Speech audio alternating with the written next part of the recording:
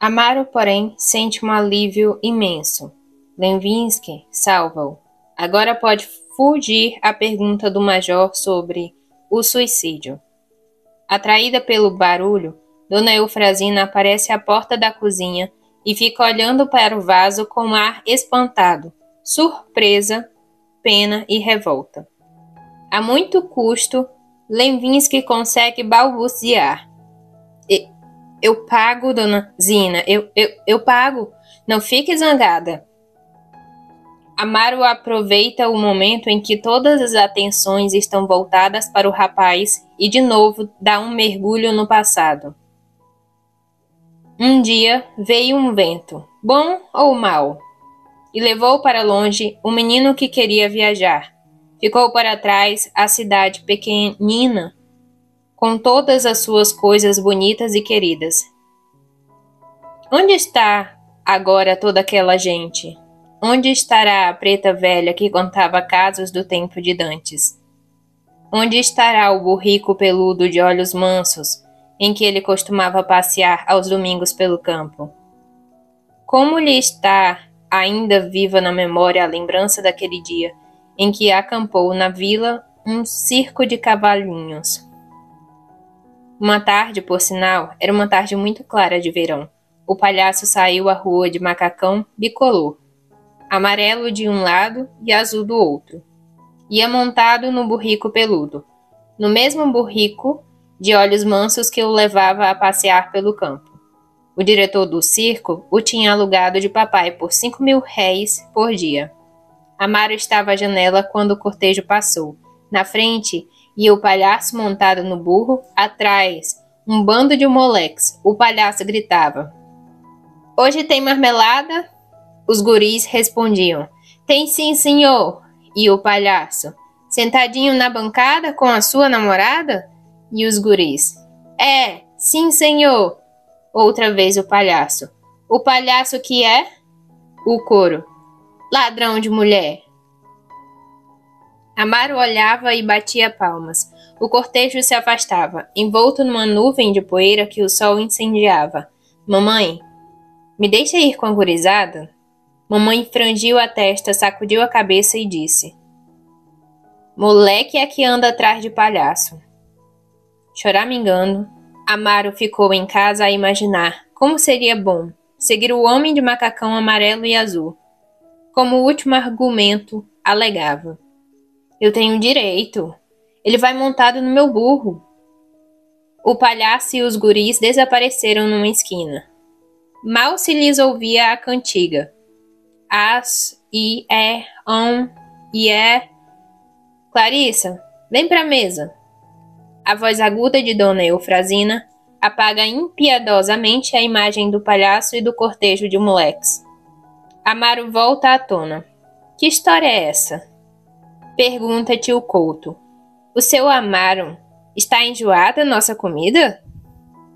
Só agora Amaro percebe que nem tocou nos talheres. Balbucia desculpas. Estava esquecida até do almoço, sempre o velho vício. Sonhando, devaneando, enquanto os outros conversam, gesticulam, vivem de verdade. É por isso que não há de passar nunca de simples funcionário de banco. A música não lhe dá dinheiro. Os editores sempre vêm com a mesma desculpa. "Nós sabemos que o senhor tem talento, que sabe compor, mas infelizmente o nosso público quer sambas e foxtrotes. Escreva uma marchinha para o carnaval que vem, um samba ou coisa que o valha, e nós editaremos a música por nossa conta." Nestas ocasiões, Amaro pensava sempre no carão severo e inflexível de Beethoven, e tinha vontade de dizer, num cício de oração: "Mestre, não faça caso, eles não sabem o que dizem." E assim vivia ele dentro do sonho, alheio ao mundo objetivo. Perdia aquilo a que os homens práticos chamam oportunidade. Cumpria o seu destino obscuro de contemplativo, mas ia ficando para trás, sem dinheiro, sem amigos, sem glória, sem nada, na sombra. Uma vida mais apagada que a do Micefuf, o gato da casa. Porque o Micefuf, enfim, se afirma. luta contra os camundongos, luta e vence-os. O Micefuf anda pelos telhados nas noites de lua e ama as gatas da vizinhança. Se o senhor, seu Amaro, não fosse tão distraído, seria um ótimo funcionário. Tem até uma letra boa. Só de pensar na opinião do contador do banco, Amaro sente um mal-estar desconfortante. Quando terminará o conflito?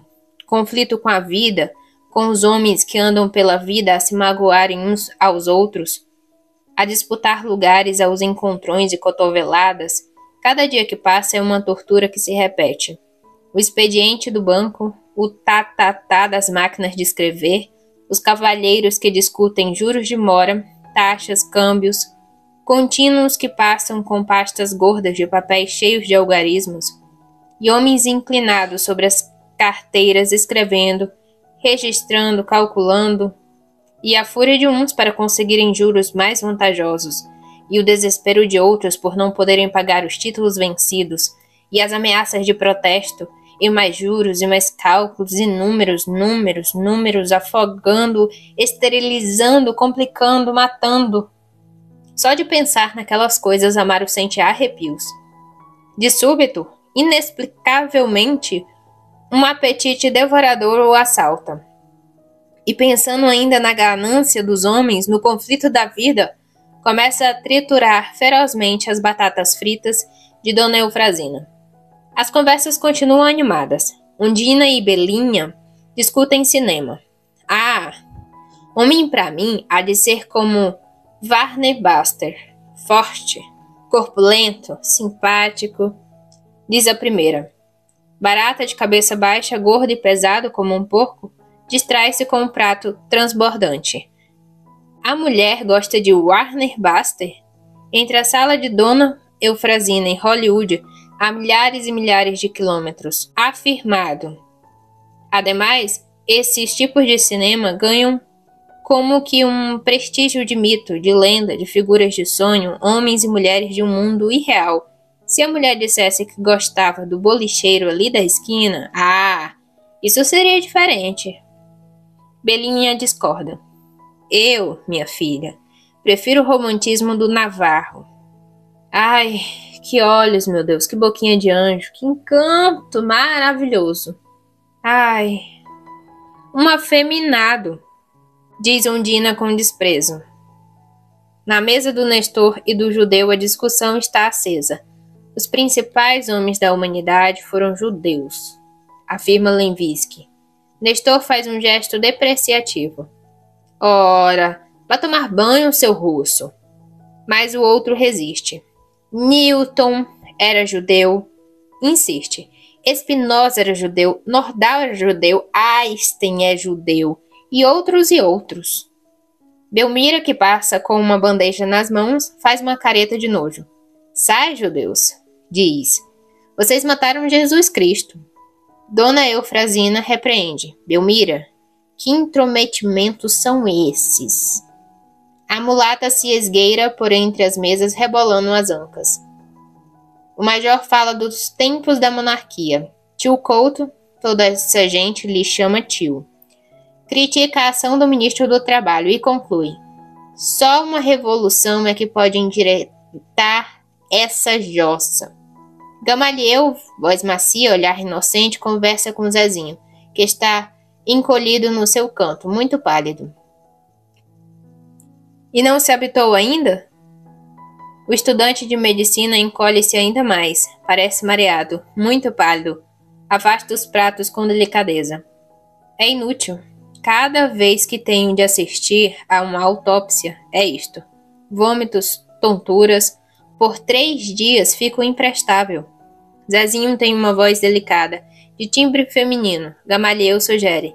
Meu amigo, ouça o que diz a Bíblia. Se o teu olho direito te serve de escândalo, arranca-o e lança-o fora de ti, porque é melhor que se perca um dos teus membros do que o teu corpo vá para o inferno. De súbito, voltando a cabeça, o major solta uma pergunta rápida. Por que não abandona a medicina?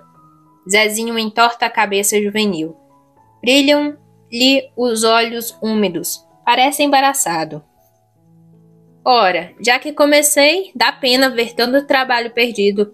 Tio Couto faz um gesto largo. Deixa a medicina, menino. Vá para a engenharia. Nós precisamos de engenheiros, de gente que trabalhe, que nos faça estradas, pontes, represas, ouviu? Palitando os dentes, Nestor intervém. Por falar em trabalhar, o senhor já cavou o seu ossinho, tio Couto? O rosto do marido de Dona Zina mantém-se imperturbável. Ainda não, mas estou muito esperançado. Parece que o secretário do interior vai me nomear no início do mês que vem. Dona Eufrazina bebe um gole de água e depois, com ar descrente, resmunga. Nomeará ou não? Eu é que não me fio em promessas. O marido esboça um gesto de enfado. Ora, você é sempre pessimista. O que mata esse país é o pessimismo. O nosso povo é um povo doente de descrença. E animando-se, ergue a voz. Ora, bolas, se o homem prometeu é porque faz. Que razão temos nós para duvidar da palavra dele? Ora, bolas. Gamaliel, dobrando o guardanapo com paciência evangélica, anima-o. Não desanime, Sr. Couto. A quem Deus promete não falta. Amém. Cantarola Nestor. Barata, que já limpou o prato, endireita-se na cadeira, afrouxa a cinta, desabotoa o colete e pergunta. Por falar em amém, vocês conhecem aquela história do padre e do colono? É fenomenal. Amaro olha a sala agitada. Clarissa vem chegando. A tia frange a testa. Sempre atrasada. Cansei de chamar. A comida até já esfriou. Clarissa sorri. Tem os cabelos molhados, a pele fresca. Senta-se à mesa, olha em torno, respira com força. E Amaro, sem saber porquê, lembra-se de repente de certa tarde, de um verão longínquo. Era um dos meses mais adustos. A cidade rescaldava sob o olho de fogo do sol. As pedras ferviam. Parecia uma praga. Mas naquela tarde caiu do céu inesperadamente um aguaceiro grande, demorado e fresco. E em um milagre o sol de novo brilhou, mais doce, sobre os jardins molhados. Pi. Clarissa vai dar de comer às galinhas. Com a mão esquerda segura a ponta do avental, que forma um bojo fofo onde o farelo e os grãos de milho se aninham. Tardinha. A sombra da casa vai aos poucos avançando sobre o pátio. O céu empalidece. Com a mão direita, Clarissa lança no ar punhados de milho e farelo, no gesto de quem semeia. Em um cacarejar miúdo, as galinhas vêm correndo, sacudindo as asas e começam a dar bicadas a esmo. Sôfregas arranham o chão, comprimem-se, amontoam-se, disputando os grãos.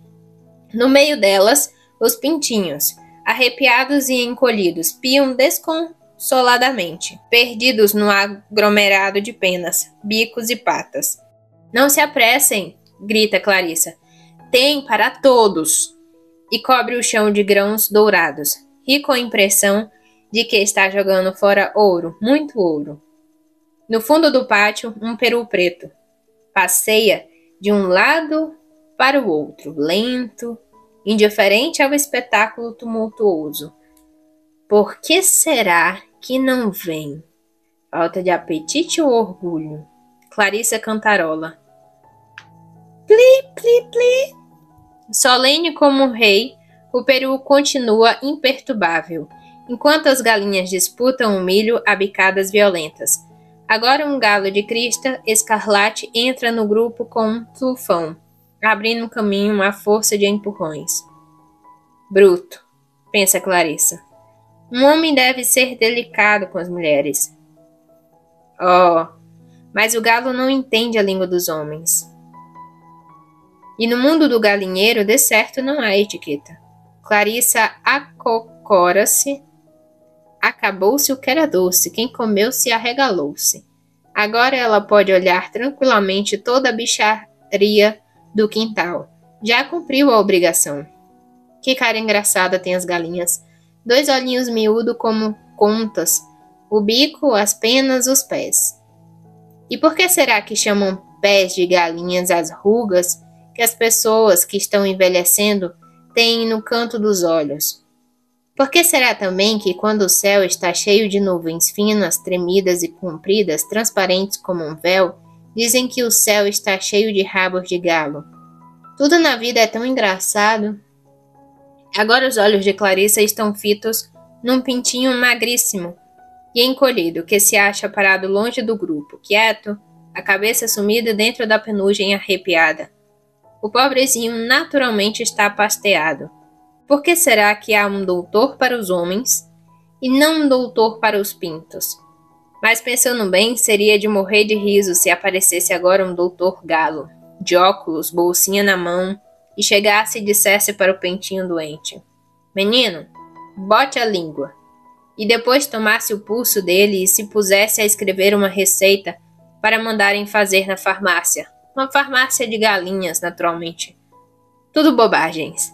A tia Eufrazina sempre diz que ela é uma tolinha, que vive fazendo perguntas absurdas, portando-se como uma criança. Ora, não é por mal.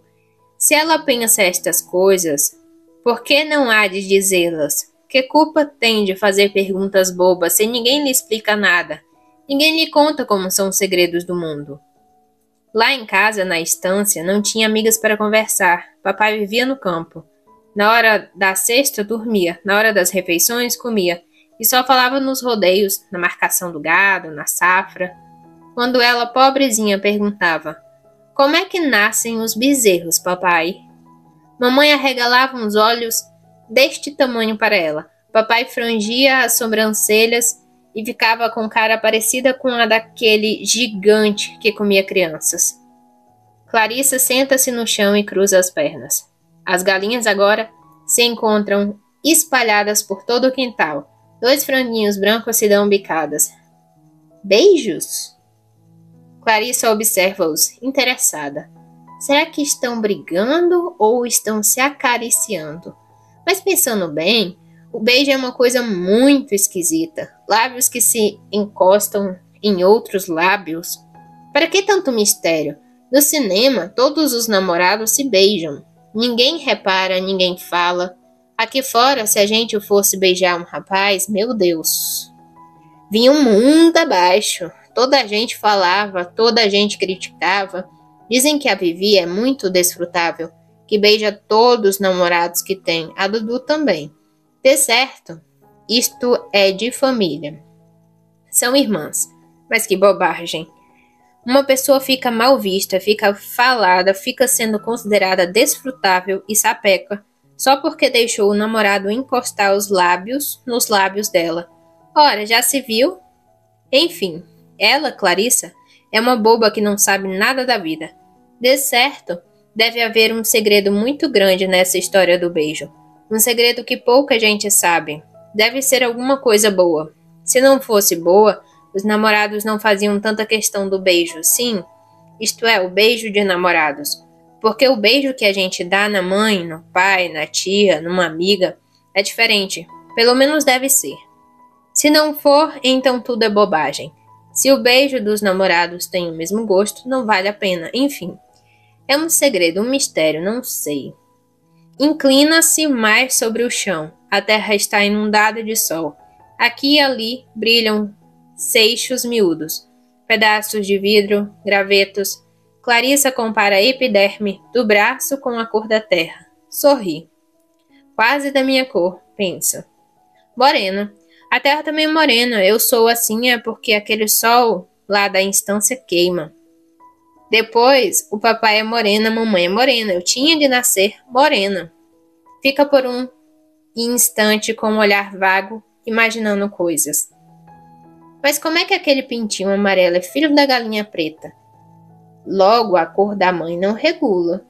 Decididamente, ela não sabe nada da vida. Mesmo não podia ser de outro modo. Titia vive com o olho em cima dela. Não a deixa passear, só lhe permite um cinema por semana. Isto mesmo, nem todas as semanas. Não quer que ela tenha amigas íntimas. Chega quase a enxotar da casa a coitada da Dudu, a coitada da Vivi. Quanta coisa interessante elas lhe poderiam contar. Sim, porque a Dudu e a Vivi conhecem muitos mistérios, sabem o segredo do beijo e muitos, muitos outros segredos mais. Mas se Deus quiser, o tempo há de passar. Vou ficar moça, ter namorado de verdade, um noivo. Um dia me caso e depois ganho um bebê. Em uma noite muito estrelada, como enorme lua, o bebê vem num cestinho de ouro preso ao bico de uma cegonha. De uma cegonha? Mas será mesmo que as crianças são trazidas pela cegonha? Claro, ela sabe que essa história de cegonha é invenção, mas o melhor mesmo é nem pensar nisso. Clarissa frange a testa, alça de leve a sobrancelha direita, fica com a cabeça inclinada sobre o ombro esquerdo, em uma grande indecisão. Agora se lembra de que um dia aconteceu um fato que lhe deixou na cabeça uma dúvida dolorosa. Foi na varanda da pensão. A Dudu tinha vindo convidá-la para ir à véspera de um cinema do centro. Ficaram falando de diversos assuntos. De uma fita de Janete, de uma baratinha cor de laranja que passava todas as tardes pela frente da pensão. Por fim, Clarissa perguntou: Tu sabes, Dudu, que a cegonha trouxe um bebê para Dona Emília? Dudu fez uma cara de surpresa. Botou a mão espalmada no rosto e, num ar de zombaria, disse: A cegonha foi que trouxe o bebê para Dona Emília. Ora, aquilo era uma maneira de dizer, mas ela não queria que Dudu soubesse que ela sabia da verdade. Não teve outro remédio senão ficar com uma cara de inocente. Como és boba, Clarissa. Então tu és ainda do tempo que a gente acreditava que as cegonhas é que traziam os filhos para as mães? Naquele momento entrou a tia Eufrazina. Tinha ouvido tudo. Vinha de cara fechada. Isso não são conversas próprias para meninas decentes. Clarissa passeia o olhar pelo pátio. O peru orgulhoso gruguleja, esticando o pescoço, sacudindo o papo vermelho e flácido. Orgulhoso, pensa Clarissa. Não quis o meu farelo. Deixa estar. Quem vai te dar a bebedeira na véspera do Natal sou eu. Em seguida, arrepende-se do pensamento. Julga-se já um pouco culpada do assassino do peru. O pobre bicho está condenado. A tia Eufrazina já o marcou. Este é pro Natal. O major diz sempre: Não se esqueça de que sou louco por peru com farofa. Clarissa entrega-se a novas reflexões. Os homens são maus. Criam os pintos, dão-lhes de comer farelo, água, milho. Eles crescem, ficam galinhas, andam pelo quintal, esgaravatando a terra com o bico e com as patas, botando ovos, caçando minhocas, e um belo dia, jaz. Lá vem Dona Andresa e agarra os míseros bichinhos, torce-lhes o pescoço e larga no chão um corpo mole que pinoteia, num esforço desesperado para não morrer. Clarissa um dia viu quando trouxeram o pescoço de uma galinha. No almoço não comeu, impressionada. De noite, sonhou. Uma barbaridade. Não devia ser assim. Enternecida, Clarissa estende o braço para apanhar o pintinho arrepiado, para acariciá-lo, para dar-lhe um pouco do seu calor. Mas o pintinho foge assustado, piando perdidamente.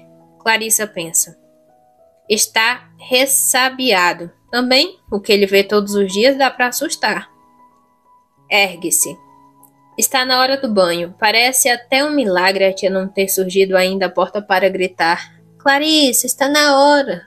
Até o papagaio estranha, pois sacode a plumagem e grita: Clarissa! O papagaio é mais feliz. Todos lhe dão de comer, conversam e brincam com ele, mas ninguém pensa em comê-lo com farofa. Boa vida! Clarissa caminha. Os pés descalçam, pisam a terra morna. O céu está muito claro, de uma claridade leitosa. O sol já se escondeu por trás da casa de Dona Tatá. Ouve-se a voz do menino doente. Mamãe, mamãe, vem me buscar, não tem mais sol, estou com frio. Uma voz dolorida, fraca, que se crava no coração da gente. Se as galinhas pudessem falar, pensa Clarissa. Na hora do sacrifício, de certo, falariam com voz igual a do Tonico. Dona Andressa, não seja má, não me torça o pescoço. Com uma sombra de tristeza nos olhos, Clarissa entra em casa. Na meia luz do quarto, onde a lâmpada elétrica está apagada, brilha suavemente o teclado do piano, o metal da cama, o espelho oval na parede acima da pia. Brilha sobre a mesa e o tinteiro do níquel entre papéis em desordem. Delícia de estar sozinho na sombra tépida. Delícia de ficar sonhando calado, vendo o cérebro pensar, sem interlocutor, sem atitudes, descuidoso, abandonado, livre. Delícia de sentir, de ver que a luz do luar vai aos poucos invadindo o quarto, cheia de todos os ruídos da noite nova, de todos os perfumes do jardim. A janela enquadra um pedaço de céu violeta em que se veem os crivos miúdos das estrelas. Amaro sorri. Feliz? Quase. Felicidade igual a serenidade. Para à frente do espelho, olha a imagem apagada. Caminha para a janela, uma brisa fresca lhe bafeja o rosto. Amaro contempla o casario da cidade, todo pontilhado de luzes. Mais longe, o rio. A lua vai subindo, por trás do morro mais alto. Mancha escura que barra o horizonte. Há uma vaga claridade latente. Brilham luzes furtivas na encosta dos morros. Ele fica imaginando dramas, conflitos de almas que sofrem, segredos, quem sabe. Uma luz perdida ao longe sugere tanta coisa. Uma pontinha do disco da lua começa a aparecer. O nó cobre-se de lantejoulas de prata. Uma poeira luminosa coroa a crista do morro. Da casa vizinha vem o som de um gramofone. Uma ideia. E se eu tentasse terminar o meu noturno? Volta-se devagar e aproxima-se do piano. Lá embaixo, na sala de refeições, o relógio bate o seu quarto de hora. Amaro reproduz no piano com um dedo só a musiquinha familiar do relógio. Vamos ao noturno. Agora, 8 badaladas lentas, longas, que foram ecoando pela casa. Titia, posso ir até o jardim? Há uma súplica ansiosa na voz de Clarissa. De outro compartimento, Dona Eufrazina responde. Vá. Mas volte logo para estudar. Sim, senhora. Não esqueça que os exames estão perto. Sim, senhora. Não apanhe muito sereno. Sim, senhora. Clarissa desce ao jardim. As flores na sombra parecem dormir. Por entre a relva, grilhos cricrilam. Um vento fresco e manso bole nos arbustos. Agita os talos, as folhas e as corolas. Clarissa olha para o céu estrelado. Será este mesmo vento que faz tremer, que quase apaga o fogo das estrelas? Os poetas falam nas estrelas pequeninas. Pequeninas? Pois sim, enormes. Imensas, muito maiores que a Terra. Os livros explicam, as estrelas são mundos. A distância é que faz que elas pareçam pequenas. Naturalmente, tudo de longe fica menor por causa de uma lei que tem um nome que eu agora não me lembro. O Nestor, que é um rapaz alto, visto de longe, de muito longe, parece menor que o Tonico. Clarissa senta-se no banco do jardim. No portão, 2 vultos se movem. Clarissa mal os divisa. Também não há no mundo rua tão iluminada como esta. Um combustor grita aqui, o outro responde lá longe, a 2 léguas de distância. Apesar de tudo, com um pequeno esforço a gente pode enxergar. Quem está no portão é a Belmira. Conversa com o namorado. Ah, ele é guarda civil, está fardado de azul. Na sombra, a estrelinha de fogo do cigarro. Belmira está recostada no muro. Cochicham. A mulata abafa uma risada. O namorado tira o cigarro da boca. A estrelinha lhe desce pelo peito, dança no ar, parece que vai se apagar, mas depois sobe ao rosto e de novo se aviva. Que estarão conversando? Clarice imagina 1000 coisas. Como deve ser curiosa uma conversa de namorados. Tu gostas de mim? Quê? Que pergunta? Por que é que às vezes tu passas sem me olhar? Credo, eu olho sempre. Mazinha. A ideia. Quanta bobagem se dizem os namorados, pensa Clarissa. Ela já ouviu uma vez, não se lembra onde, um diálogo assim. Por que será que na vida tudo é diferente dos romances? Nos romances há príncipes, na vida não há. Nos romances há fadas, na vida não há. Nos romances os animais falam, na vida não falam. Os namorados dos romances são sempre bonitos. O mocinho é forte, de ombros largos, valente e está sempre disposto a morrer pela sua amada. A mocinha tem cabelos de ouro, olhos azuis e vive num castelo muito, muito lindo com aias, pajens, o diabo. O diabo não, credo, Deus me perdoe. Quando conversam só dizem coisas bonitas. Clarissa até se lembra de uma passagem de certo romance que leu há pouco tempo. Era uma noite de luar, clara e perfumada como a de hoje. O cavaleiro chegou debaixo do balcão da sua amada. Ela apareceu toda vestida de seda branca, cor do branco luar, como dizia no livro. Ele entendeu os braços e exclamou com voz trêmula e sonora. Era bem assim que estava escrito. Vida de minha vida, ela respondeu. Amor meu, luz dos meus olhos. Os teus olhos são 2 largos e encantados, onde o céu... Clarissa frange a testa, arqueia a sobrancelha, inclina um pouco a cabeça e puxa pela memória. Onde o céu, que diabo de memória? Mas não faz mal. Por causa de uma ou de 2 palavras, a gente não vai ficar a vida inteira pensando. O fato é que os namorados de romances falam bonito. Na vida tudo é diferente. Gente feia, sem graça. Falam todos como a Belmira, como guarda civil. Pitam na frente da namorada, não sabem dizer nem fazer coisas delicadas e agradáveis. Ouve-se agora o som de um piano. Alguém está tocando uma música bonita, calma, triste até. Clarice escuta. É seu Amaro com as suas musiquinhas que ninguém entende. A melodia do piano continua a encher a noite. Agora está mais fraca. De certo, Amaro mal passa pelas teclas dos seus dedos de doente. De súbito, porém, parece que o pianismo se entusiasma, porque a música se anima, as notas se ouvem mais nítidas e fortes. No entanto, a impressão de tristeza continua, algo de lento, arrastado, doloroso. Clarissa pensa no Tonico. Todas as coisas tristes a fazem pensar no Tonico. Se ela fosse Deus, dava uma perna sã para o filho da viúva, uma roupa nova para o seu Gamaliel, um noivo para a Belinha, um emprego para o tio Couto e um pouco de alegria para o seu Amaro. Só assim seu Amaro deixaria as suas músicas fúnebres, as suas músicas que a gente não compreende, mas que dão vontade de chorar. Só assim ele poderia tocar melodias alegres. Mas infelizmente, ela é apenas a Clarissa Albuquerque, uma menina do sítio que veio estudar na capital e que mora na pensão da tia. Uma menina que não tem com quem conversar, uma menina boba, como diz a titia. Uma menina que não tem licença de sair e passear, nem de ir ao cinema, nem de nada. Uma menina que não pode ficar um minutinho se olhando no espelho.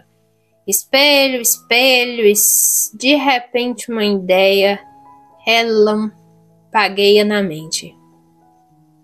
Achei! Onde o céu se mira como num espelho. Isto! Os teus olhos são 2 lagos encantados, onde o céu se mira como num espelho. Clarissa sorri. A música do piano cessou. O namorado de Belmira acende outro cigarro. Na rua passa um bando de meninas em algazarra. São 5. Gritam e falam alto. Uma delas vai cantando. Passam como um bando de passarinhos, bem como um bando de gralhas. E eu aqui, sozinha. O rosto de Clarice está agora sombreado por uma expressão de melancolia. A música do piano recomeça, a mesma cadência, a mesma tristeza. Dona Eufrazina surge à porta. Clarissa. Senhora, está na hora, vem estudar. Clarissa ergue-se. Começa a subir os degraus com lentidão, vai pensando. Mas isto acaba. Um dia chegam as férias, a fazenda, o primo vasto, o negro xé-xé, a conca, eu fico solta. Correr descalça pelo campo molhado de manhã, tomar banho no lajeado, ficar debaixo das cascatinhas, sumida em um monte de espuma, passear a cavalo pelo campo, livre, livre, livre. Anda depressa, menina, que preguiça é essa?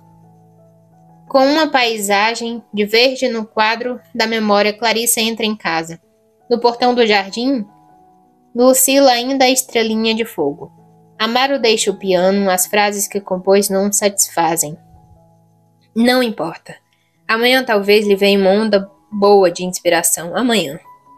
Vai de novo até a janela.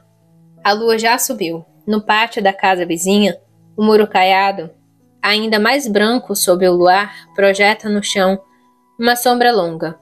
O rio parece de mercúrio. Os montes, longe, dentro da noite clara, têm um tom irreal. No pátio, dormem sombras misteriosas.